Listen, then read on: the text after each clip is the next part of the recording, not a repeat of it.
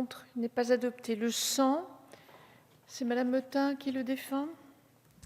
Merci Madame la Présidente, et je vais défendre les deux amendements de mes collègues Samantha Cazebonne et Anne Genetet, qui toutes les deux s'inquiètent de la situation que crée cette crise dans les écoles françaises à l'étranger. J'ai eu l'occasion de m'entretenir avec Madame Cazebonne, qui m'a expliqué qu'en moins d'une semaine, plus de 50 familles avaient quitté l'école française de la ville d'Espagne où elle réside. Et je crois que c'est très important qu'on continue à soutenir ces écoles, parce que concrètement, c'est aussi un peu de la France en Europe, un peu de la France dans le monde même. Donc, Madame Cazebonne propose de renforcer le fonds d'action de la France en Europe et dans le monde de 25 millions. Et Madame Genetet propose, elle, de relever de 10% les autorisations d'engagement et de crédit de paiement pour les budgets des aides sociales et de l'aide à la scolarité dont nos compatriotes ont besoin aujourd'hui. Merci Madame Mottin. Monsieur le rapporteur général, peut-être un avis sur ces deux amendements qui ont été présentés ensemble?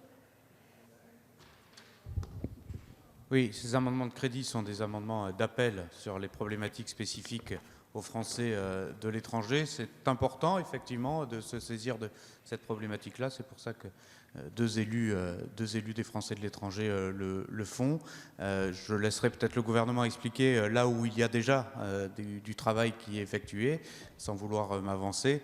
C'est un avis défavorable parce qu'amendement de crédit, ce n'est pas le sujet à proprement parler, mais c'était nécessaire et utile d'aborder le sujet, je crois, des Français de l'étranger qui n'ont pas tout à fait les mêmes aides que ceux sur notre sol national.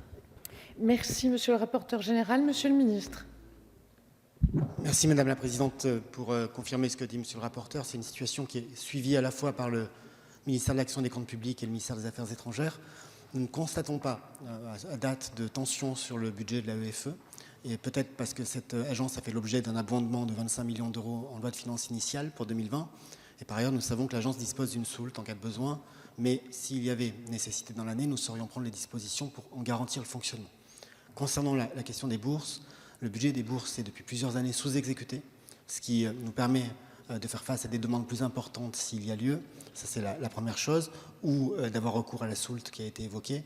Et par ailleurs, d'un point de vue très pratique, les délais de réunion des conseils consulaires ont été prolongés pour pouvoir examiner l'intégralité des dossiers qui arriveraient et qui seraient peut-être plus tardifs que les autres années pour tenir compte de l'évolution de la situation des parents et des personnes concernées.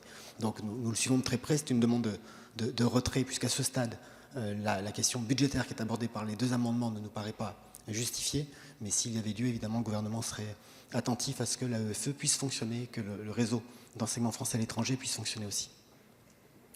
Merci, Monsieur le ministre. Je vais donc mettre aux voix l'amendement... Oui, Madame Mottin. Pardon. J'ai entendu les explications du ministre, et je sais que mes collègues resteront en alerte sur ce sujet-là avec le ministère des Affaires étrangères qui suit ce dossier, donc je vais les retirer. Merci. Donc ils sont retirés, Madame Mottin, c'est ça. Ils sont retirés. Le 240.